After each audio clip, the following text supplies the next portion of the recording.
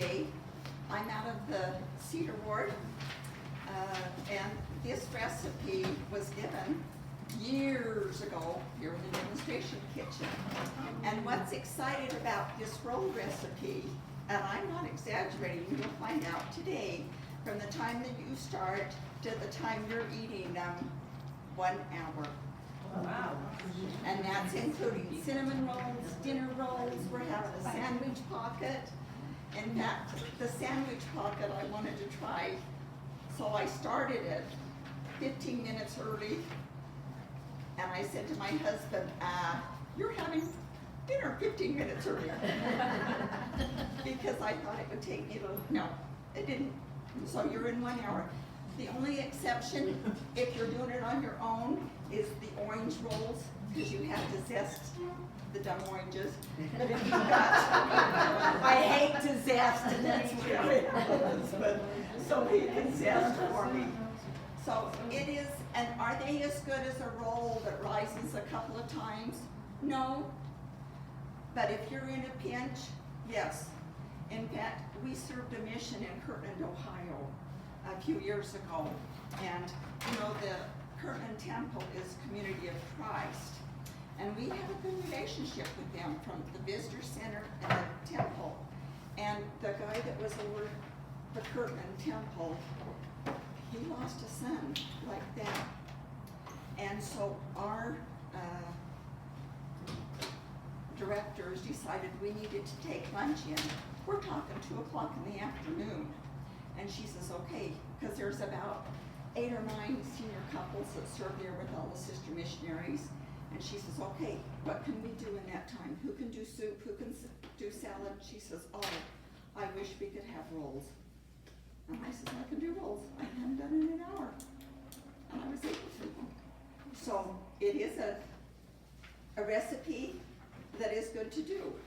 Now with it, I like this kind of yeast. It works good. It's that SAF yeast. And you can buy this at Winco and other places, but that is the yeast I like. And one reason why I like this yeast, because your water can be hotter than normal and it won't kill it like it will regular yeast. So I like that one.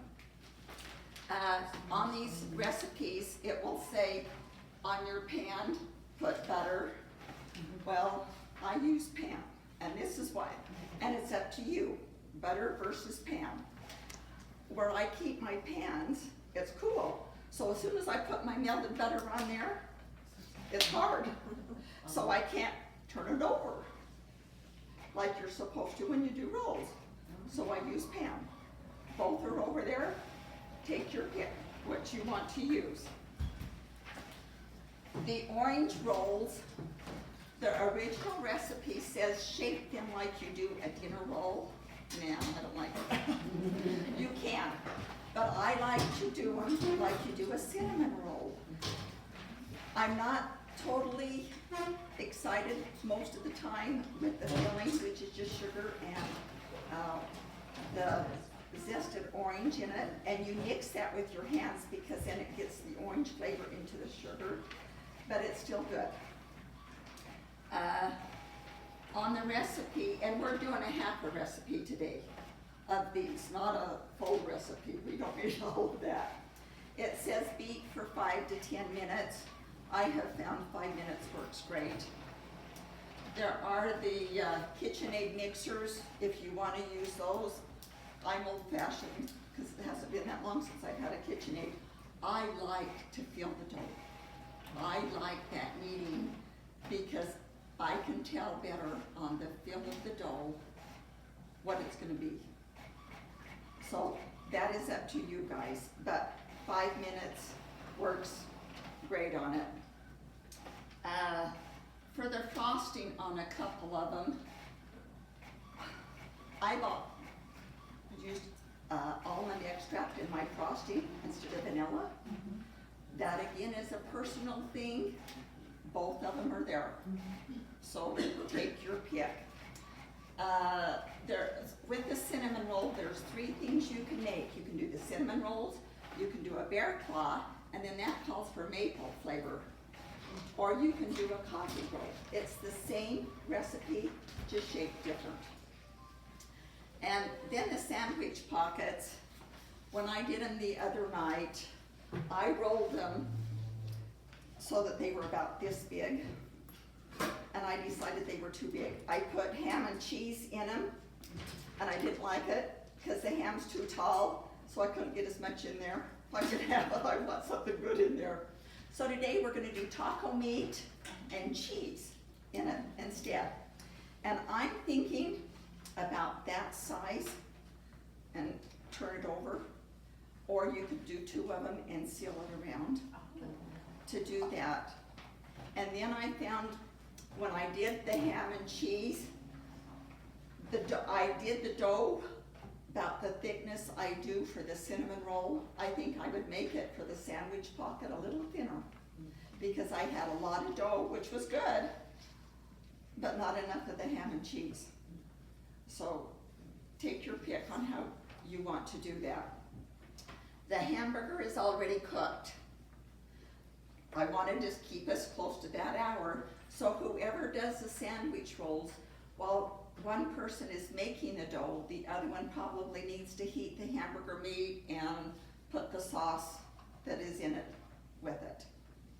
So, I am one, hands-on, that's how you learn.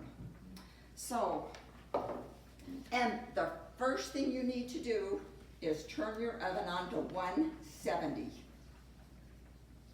Because wash your hands. And wash your hands, and wash them 4 or 5 times. But first thing you do is turn your oven on to 170. Because as soon as you get your rolls and everything shaped, you put them in there for 10 minutes. So that's got to be the first one. The half a recipe makes basically a 9 by 13, maybe a little bit bigger.